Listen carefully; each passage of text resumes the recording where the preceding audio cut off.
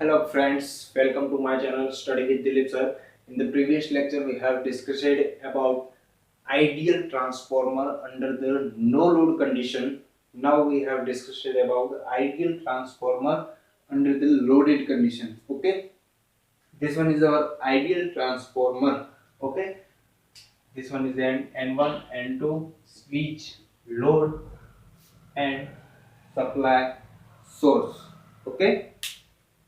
હવે જો આપણે જે નો લોડ કન્ડિશન ની વાત હતી તો સ્વિચ શું હતી નો લોડ કન્ડિશન માં ઓપન હતી નો લોડ કન્ડિશન માં સ્વિચ ઓપન હતી હવે આપણે જે under the loaded condition switch is closed okay હવે જે આપણે પહેલી કન્ડિશન શું હતી આઈડિયલ ટ્રાન્સફોર્મર માટે permeability tending to infinite and reluctance tending to 0. This one is our first condition for the ideal transformer. Okay, then under the loaded condition switch is closed, permeability tending to infinite and reluctance tending to 0. Okay, હવે જો જ્યારે now ideal transformer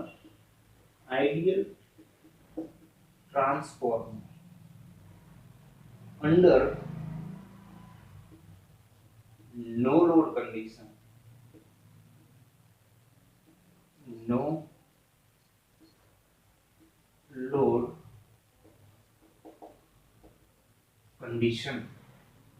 ideal transformer under the no load condition, the current requirement for the finite flux is I0t or Im, like magnetizing current. Okay, then I0t or Im આ બંને એક જ છે I0t નો load current को કે magnetising current को એક જ છે બરાબર તો કરંટ રિક્વાયરમેન્ટ કેટલી હતી આટલી આના કારણે જે ફાઇનાઇટ ફ્લક્સ મળતું હતું એ કેટલું હતું phi t is equal to phi m sin omega t આ તમને ફાઇનાઇટ ફ્લક્સ મળતું હતું બરાબર પણ હવે મેઈન વાત તમને કહું કે જ્યારે ટ્રાન્સફોર્મર ની વાત આવે not only ideal transformer but જ્યારે ટ્રાન્સફોર્મર ની વાત આવે તો ટ્રાન્સફોર્મર જે છે મોસ્ટ આઈએમપી પોઈન્ટ ટ્રાન્સફોર્મર જે છે એ કોન્સ્ટન્ટ ફ્લક્સ ડિવાઇસ છે constant flux device transformer is a constant flux device આ મેઈન વસ્તુ છે બરાબર હવે જો ટ્રાન્સફોર્મર કોન્સ્ટન્ટ ફ્લક્સ ડિવાઇસ હશે તો ભલે ideal transformer under the loaded condition હોય કે અંડર નો લોડ કન્ડિશન હોય બટ ફ્લક્સ ની વેલ્યુ છે તમારા માટે ફિક્સ છે કેમ કે કોન્સ્ટન્ટ ફ્લક્સ ડિવાઇસ છે ટ્રાન્સફોર્મર એ કોન્સ્ટન્ટ ફ્લક્સ ડિવાઇસ છે અંદર લોડેડ કન્ડિશન હોય કે અંદર નો લોડ કન્ડિશન હોય તમારી ફ્લક્સ ની વેલ્યુ જે છે phi t એ કોન્સ્ટન્ટ ફિક્સ રહેશે શું રહેશે ફિક્સ રહેશે તો આના બરાબર તમે લખી શકો phi m sin omega t okay under no load condition તમને જે emf મળ્યું E1t is equal to N1 phi m omega cos omega t and second coil માં જે મળ્યું E2t is equal to N2 phi m omega cos omega t આ તમને EMF મળેલા under the no load condition તમને એક ratio પણ મળ્યો હતો E1t divided by E2t is equal to N1 upon N2 is equal to 8. This one is called as turn ratio. Equation 1. This equation, આ જે equation છે તમારો આવે છે under no load condition. Now switch is closed.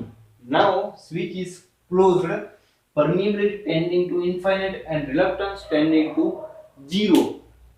Okay, under the loaded condition, under now ideal transformer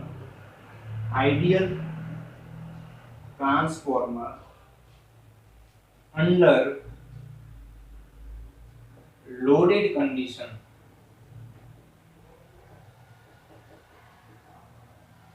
ideal transformer under the loaded condition માં હશે તો એમાં એક કરંટ પસાર થશે જેને હું કહી દઉં છું I2T. લોડેડ કન્ડિશન માં હશે તો અહીંયા એક કરંટ પસાર થશે, અહીંયા કરંટ પસાર થશે, કોના કારણે પસાર થશે તો E2T ના કારણે, E1T. ઓકે, આ E2T ના કારણે અહીંયા કરંટ પસાર થશે. આ E2T કોના કારણે મળે છે તો કે આ ફ્લક્સ phi t ના કારણે. કોના કારણે મળે છે? ફ્લક્સ phi t ના કારણે. According to the Lenz law, Lenz law એવું કહે છે કે આ કરંટ આમાં પસાર થશે, આ કોઇલમાં, એમાં એક ફ્લક્સ પ્રોડ્યુસ કરશે. જો કરંટ પસાર થશે, ફ્લક્સ પ્રોડ્યુસ કરશે, એને હું કહી દઉં છું phi 2. According to the Lenz law, okay, flux produce થશે. એ ફ્લક્સ છે આ કરંટ જેના કારણે પ્રોડ્યુસ થાય છે. આ કરંટ કોના કારણે પ્રોડ્યુસ થાય છે તો E2T ના કારણે. E2T કોના કારણે પ્રોડ્યુસ થાય છે? આ phi t ના કારણે. તો આ phi t ને આ ફ્લક્સ ઓપોઝ કરશે એકોર્ડિંગ ટુ ધ લેન્ઝ લો. આ કરંટ ફ્લક્સ પ્રોડ્યુસ કરે છે તો આ કરંટ કોના કારણે થાય? જેના કારણે થતું હોય એને ઓપોઝ કરશે, મતલબ એને કોઝ ને ઓપોઝ કરશે, બરાબર. તો આ જે ફ્લક્સ phi 2 જે છે એ આ phi t ને ઓપોઝ કરશે. શું કરશે? ઓપોઝ કરશે. જો ઓપોઝ કરશે તો આ ફ્લક્સ phi t છે એ રિડ્યુસ થશે. જો આ ફ્લક્સ phi 2 જે છે આ phi t ને ઓપોઝ કરશે તો આ ફ્લક્સ phi t રિડ્યુસ થશે. જો આ ફ્લક્સ phi t રિડ્યુસ થાય તો ટ્રાન્સફોર્મર તો એવું કહે છે કે કોન્સ્ટન્ટ ફ્લક્સ ડિવાઇસ છે. અંડર ધ લોડેડ કન્ડિશન હોય, અંડર નો લોડ કન્ડિશન હોય, ફ્લક્સ કોન્સ્ટન્ટ રહે છે. શું રહે છે? ફ્લક્સ ફિક્સ્ડ રહે છે, કોન્સ્ટન્ટ રહે છે.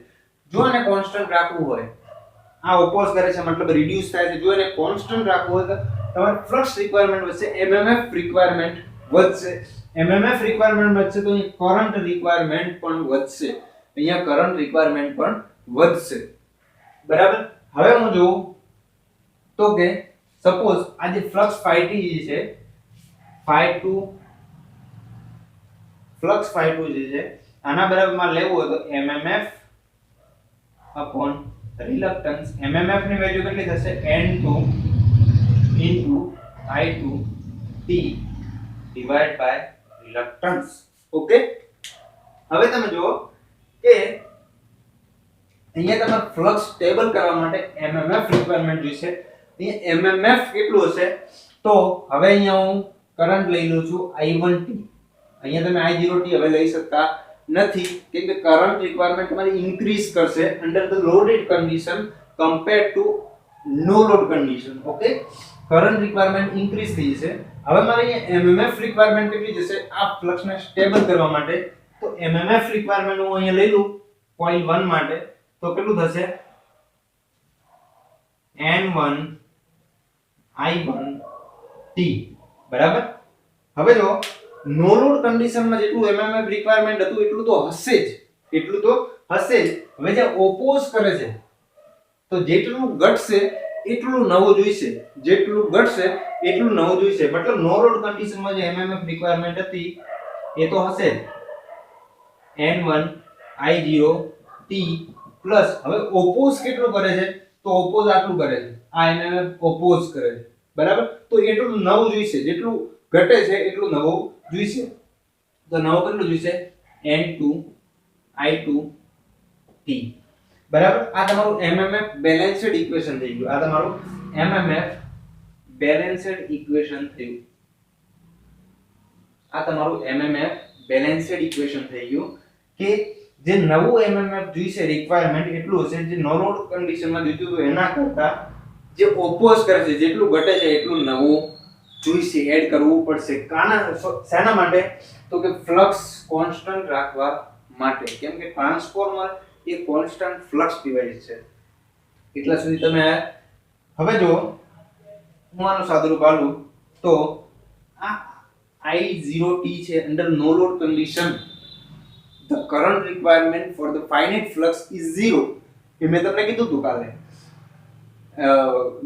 પ્રીવિયસ લેક્ચરમાં મેં તમને કીધું હતું કે finite flux માટે under the no load condition current requirement is 0. જો I0t is equal to 0 હું લઉં તો આખું 0 થઈ જશે, આખું 0 થઈ જશે. જો આ 0 થઈ જાય તો શું આવશે?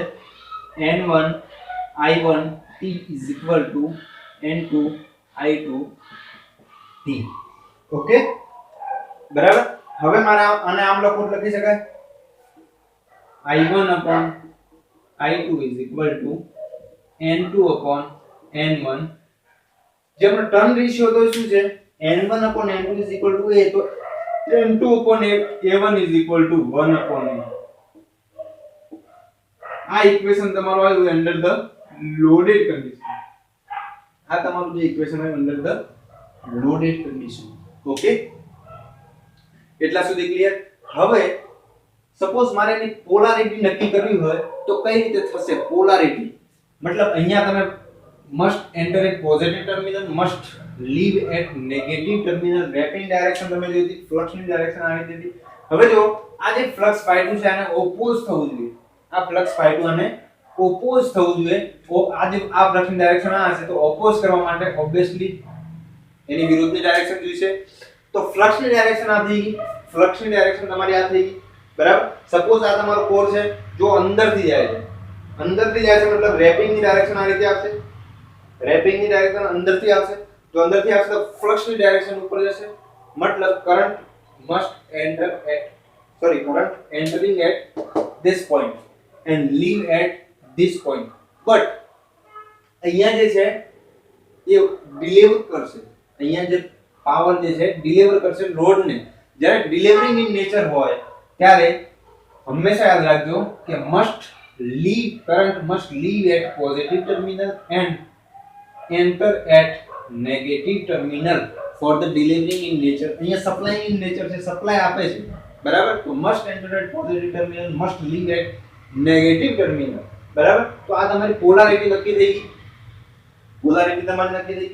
હવે મારે ફેઝર ડાયાગ્રામ દોરવો હોય I1 અને I2 માટે તો હું આ રીતે તમને દોરી શકું. ફેઝર ડાયાગ્રામ અહીંયા લઈ લઈએ આપણે. જો તમને મેં કીધું હતું પહેલા કે જે વોલ્ટેજ છે લીડ કરે છે કરંટને બાય 90 ડિગ્રી, બરાબર.